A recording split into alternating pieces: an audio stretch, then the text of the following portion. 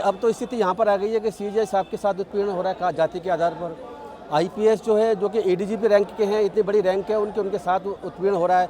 और ऐसा उत्पीड़न हुआ उनके साथ तो उन्होंने सुसाइड कर लिया और फिर उनकी एफआईआर रजिस्टर्ड भी नहीं हो रही। आज के समय में ये गरीब इंसान, गरीब और जो आईपीएस है, सीजेआई भी जो है एक ही कैटेगरी में है जाति के आधार पर। जाति के बेसिस पर जो है लोग आईपीएस के साथ भी, सीजेआई के साथ भी सेम भेदभाव बरत रहे हैं जैसे गरीब लोगों के साथ किया जाता है। और उनकी भी एफआईआर नहीं हो रही है, ना सीजेआई साहब के अगेंस्ट जो भी किया गया उसकी एफआईआर दिल्ली में अभी तक शायद हमारे से रजिस्टर्ड नहीं हुई है। बाहर कुछ इंसिडेंट हुई है, रजिस्टर्ड हुई है, ऐसा सुनने को मिल रहा है। तो ये बड़ा चिंता का विषय है। लेकिन जिस वकील ने जूता फेंका, उनका कहना है कि हमारी धार्मिक भावनाओं को ठेस पहुंचाई गई। कोई धार्मिक भावना को ठेस नहीं पहुंचाई और ये सब उन्होंने धर्म का चोला ओढ़ करके वो जो है उसके आड़ में वो चाहते हैं कि उनके जो साथ धर्म के लोग इकट्ठे होकर उनको सपोर्ट कर रहे हैं और कर भी रहे हैं। ऐसा कोई भी ठेस सीजेआई साहब ने अपनी बिल्कुल भी नहीं पहुंचाई है। मैंने जैसे पहले भी कहा था कि ये सीजेआई साहब हैं, जज, मैं भी जज रहा हूँ तो मुझे पता है कमेंट इस तरीके से जानने के लिए केसेस को करते रहते हैं। किसी केस को जानने के लिए पार्टी से पूछा जाता है क्या केस है, आप क्यों आए यहाँ पर। इसमें भी एएसआई जब को अधिकार क्षेत्र में है तो आप सीए साहब क्यों आ रहे हैं? वो अभी से खंडित थोड़ी, मूर्ति खंडित हज़ारों सालों से, सैकड़ों सालों से, तो तब क्यों नहीं है आप लोग? तो ऐसा क्या हुआ कि आपने अभी रेट फाइल कर रखी है और फिर ये क्षेत्र अधिकार है भारत सरकार का। भारत सरकार एएसआई इसमें कार्रवाई करे और एएसआई भारत सरकार कार्रवाई क्यों नहीं कर रही? कोर्ट पिक्चर में आते नहीं है। ये वैसे भी जो पॉलिसी डिसीजन है कोर्ट कैसे को ले दे नहीं है।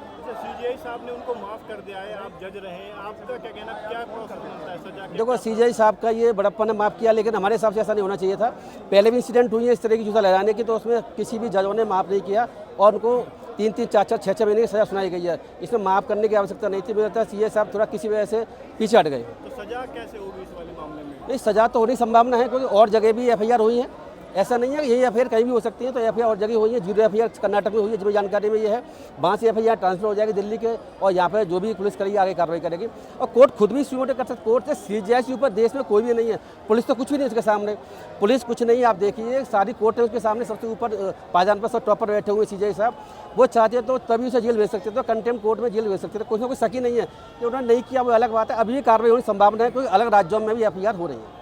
आजकल एक नया ट्रेंड चला है, जज फैसला सुना रहे हैं कि भगवान मेरे सपने में आए थे, वकील जूता मार रहे हैं कि भगवान हमारे सपने में आए थे। इसको किस तरीके से देखें? क्या न्यायपालिका कितना बड़ा खतरा है? देखिए, ऐसा है कि मुझे लगता है कि ऐसे लोग जो सांप्रदायिक के आधार पर न्यायपालिका के डिसीजन को प्रभावित करने की कोशिश कर रहे हैं, मतलब, और उनकी भगवान की, वो अपने गॉड की आड़ लेकर के वो जजों पर हमला कर रहे हैं, जिससे न्यायपालिका स्वतंत्र ना रह सके। तो न्यायपालिका स्वतंत्र नहीं रहेगी तो देश में लोकतंत्र भी खत्म हो जाएगा और ये लगता है देश इस तरह आगे बढ़ रहा है। तो वकील ने कहा ना, भगवान मेरे सपने में आए हैं तो मुझे तो करना पड़ेगा ना फिर, और वो कह रहे हैं बार बार करूंगा मैं, फिर दोबारा करूंगा। देखिए, ऐसा है, ऐसे तो कोई कुछ भी कह सकता है। ये सब जो अंधविश्वास है, मैं पहले भी कह चुका हूँ, अंधविश्वास ज़्यादा कुछ भी नहीं है।